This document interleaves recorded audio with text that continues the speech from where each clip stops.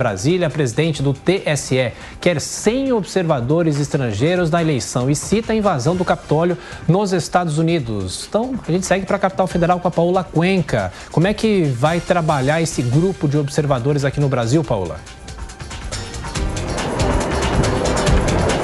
Olha, esses grupos de observadores, eles devem vir para acompanhar as eleições que acontecem em outubro desse ano, tanto para poder fazer um trabalho de fato, de observar, entender quais seriam os pontos a serem aprimorados no processo eleitoral brasileiro, mas também para poder participar desse processo como olheiros que podem garantir a transparência, a segurança dessas eleições.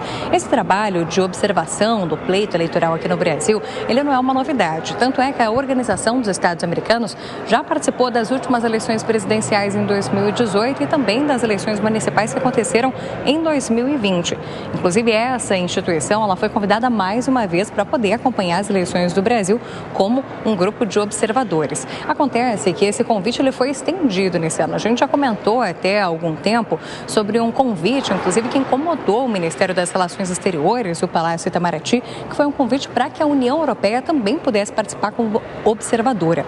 O Itamaraty chegou a publicar uma nota à imprensa dizendo que via com estranhamento esse convite para a União Europeia, considerando que a União Europeia não manda grupo de observadores, nem mesmo para os pleitos eleitorais que acontecem nos países membros, e também porque não é comum o Brasil fazer um convite a uma organização, alguma instituição do qual não faz parte. De toda forma, Luiz Edson Fachin, ele reiterou, inclusive, na palestra que foi dada no TSE nesta terça-feira, a respeito das eleições da democracia na América Latina, que ele tem a intenção, inclusive, de trazer observadores de países europeus, já que a gente tinha até acompanhado esse conflito sobre uma possibilidade de retirada de convite para a União Europeia por conta dessa manifestação do Palácio Itamaraty, mas Fachin já ressaltou que quer observadores europeus aqui.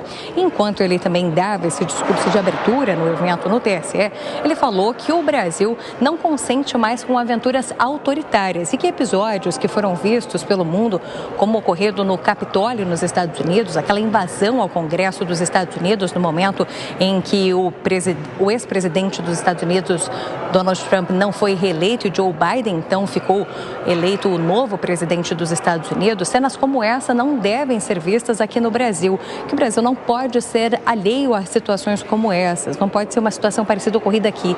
Ele também citou ameaças que foram feitas às autoridades eleitorais no México. As situações não devem acontecer aqui, até porque, de acordo com Luiz Edson Fachin, as eleições aqui do Brasil podem determinar a segurança, a paz para os países que estão em volta. A gente é um país com dimensões continentais, um país muito importante na América Latina, então o processo eleitoral acontecendo de forma pacificada aqui, sem qualquer tipo de conflito, pode gerar um exemplo para os outros países que estão à nossa volta. Por mais que Luiz Edson Fachin apresente essas falas, a gente vê que as tensões ficam cada vez maiores e mais intensas conforme o pleito eleitoral se aproxima. Paola Cuenca, as informações do Tribunal Superior Eleitoral, girando os nossos comentaristas, começando por você, Ricardo Salles. Dois temas. Primeiro, esses observadores internacionais, eles acrescentam alguma coisa na confiabilidade do sistema e essa alusão ao Capitólio nos Estados Unidos? Tiago, bom, com relação aos europeus, né, a Europa, de forma majoritária, utiliza um sistema de cédulas de papel, que é exatamente o contrário do que o Brasil adota e ainda mais distante do que a nossa possibilidade de ter um comprovante impresso do voto eletrônico, né? Ao contrário do que foi dito em nota recente pelo ministro Fachin, em nenhum momento se cogitou utilizar o voto em papel no Brasil, e sim ter um comprovante impresso do voto eletrônico, que é muito diferente e permitiria uma recontagem de votos, a exemplo do que aconteceu com Aécio e Dilma em 2014, não foi possível fazer a recontagem ou auditagem dos votos. Portanto, teria sido muito importante se essa matéria tivesse sido aprovada no Congresso. Infelizmente, não foi. Mas daí a fazer qualquer alusão a respeito da necessidade de observadores estrangeiros que nem sequer urna eletrônica usam, não vejo que há nada a agregar, até porque competiria ao Ministério das Relações Exteriores fazer esse convite, travar esse entendimento institucional. E isso foi feito, essa ideia foi aventada, à revelia do Ministério das Relações Exteriores. Isso em primeiro lugar. Com relação à invasão do Capitólio nos Estados Unidos, foi um episódio realmente lamentável, mas não faltam exemplos de atos antidemocráticos em países de esquerda. Cuba não tem eleições, a Venezuela tampouco, a Argentina está vendo uma convulsão social atrás da outra, o Chile recentemente chegou a aventar a possibilidade de extinguir as suas forças armadas. Então, se há exemplos para serem citados em termos de desordem, são os exemplos de esquerda.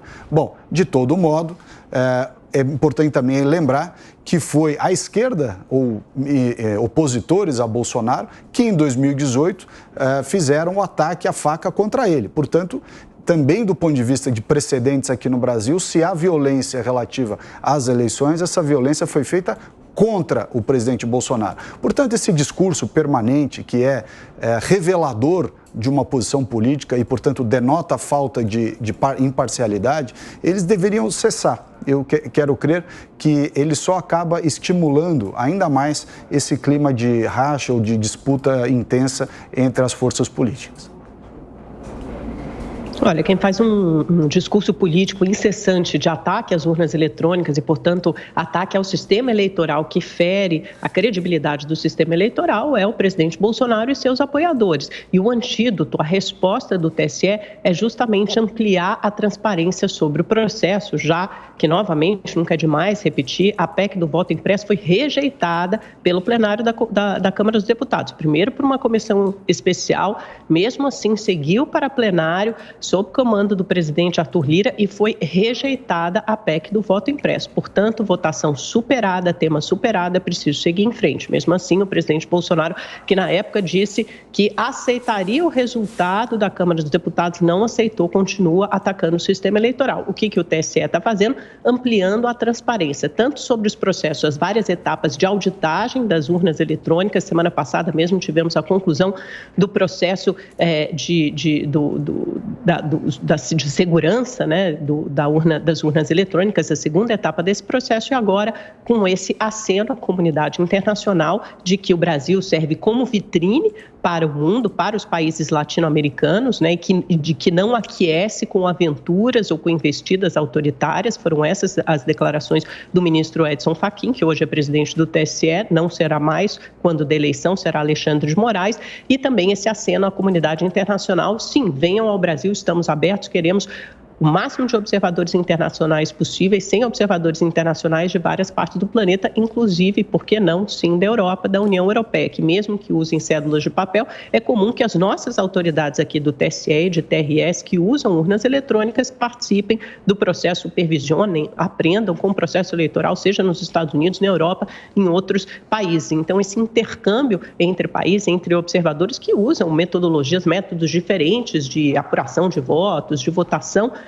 visitem países amigos, e assim deve acontecer. Não sei por que isso seria ruim. Eu acho que o máximo de transparência é desejável e os observadores internacionais vão poder acompanhar a votação no Brasil e aí sim atestar pela idoneidade, pela lisura ou não do nosso sistema eleitoral. Aliás, como sempre aconteceu no Brasil, é comum que esses observadores internacionais acompanhem as nossas eleições.